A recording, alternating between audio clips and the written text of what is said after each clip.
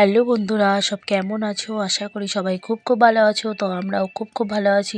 তো সবাইকে বলি গুড ইভিনিং।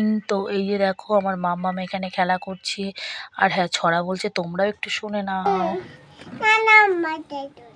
তারপর বাহ, আমার বাবাই একা একা বসে বসে সুন্দর ছড়া বলছে।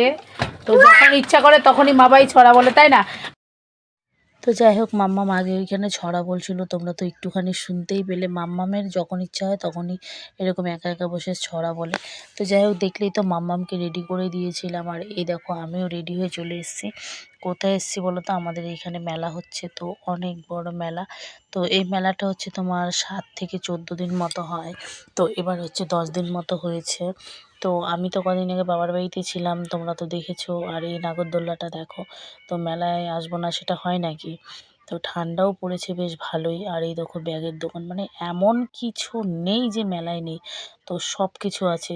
আমার তো জাস্ট যেটা দেখি সেটাই শুধু কিনতে ইচ্ছা করে, কি বলবো। কানেরগুলো দেখলে তো আমি ক্রাশ খেয়ে যাচ্ছি বন্ধুরা। তোমরা কি আমার মতো এরকম করো বলো তো? আমার তো শুধু কানের আর ব্যাগ এগুলোই কিনতে ইচ্ছা করে। তো যাই হোক, মেলায় যে ফার্স্টে ঢুকে যেই নাগরদোল্লাটা দেখলে, তো সেই নাগরদোল্লাটা মাম্মাম মেলায় ঢুকেই ফার্স্টে বলছে ওটাই উঠবে। তো আর কি বলবো, যাই হোক কিছুই আর বলার নেই। আমি তো উঠতে চাই কিন্তু ওর পাপা উঠতে চায় না। আর এইটুকু বাচ্চা নিয়ে তো ওঠা সম্ভবই না, হয়তো একা উঠতাম, কিন্তু ওর যেহেতু শখ, কিন্তু কি করব। তো ওই জন্য এই দেখো ওরা একটা গাড়িতে চাপিয়ে দিলাম। ওইদিকে গাড়িগুলো দেখছিলাম, তো সেই গাড়িগুলো অনেক ভিড় ছিল আর অনেক জোরে জোরে ঘোরাচ্ছিল। ওই জন্য ভাবলাম অন্যদিকে দেখি। তো এইদিকে এসে দেখলাম এই গাড়িটাই মানে একটু আস্তে আস্তে ঘোরাচ্ছে, আর এখানে ফাঁকা ছিল। ওই জন্য ভাবলাম তাহলে মাম্মামকে তুলে দিই, মাম্মাম একা একা ঘুরবে। নাহলে অনেক লোক থাকলে তো অনেক জোরে জোরে ঘুরবে, তাই না? তো যাই হোক, মাম্মাম তো এখানে মানে ভীষণ আনন্দ পাচ্ছিল, আর কি বলবো, বাচ্চারা যেরকম হয়।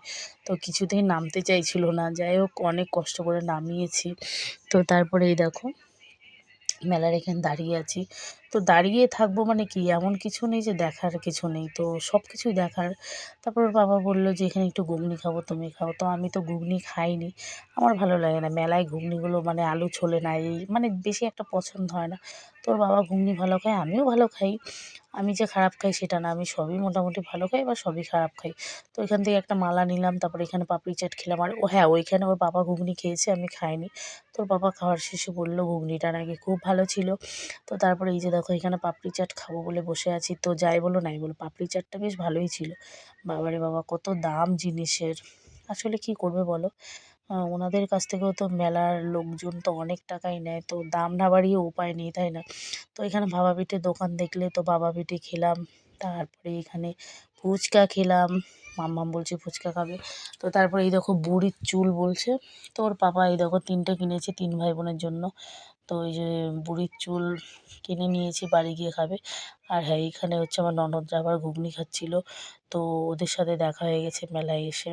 তো আমরা সব পিঠে ঘুগনি এগুলো সব কিছু খাচ্ছিলাম। তারপরে এই দেখো এখানে অনেক খেলনা রয়েছে, তো মামামের জন্য খেলনা কিনলাম। আর হ্যাঁ, এই দেখো এখান থেকে একটা নারকেল কোড়ানিও কিনেছি, যেহেতু আমাদের একটা নারকেল কোড়ানি ছিল সেটা ভেঙে গেছে, ওই জন্য নতুন কিনলাম। মোটামুটি অনেক কিছুই কিনেছি, 5 কোড়ার চপ, সেগুলো 15-20 টাকা করে। তো মোটামুটি 2-2.5 হাজার টাকা মতো খরচা হয়ে গেছে। আর কিছু বলার নেই বন্ধুরা।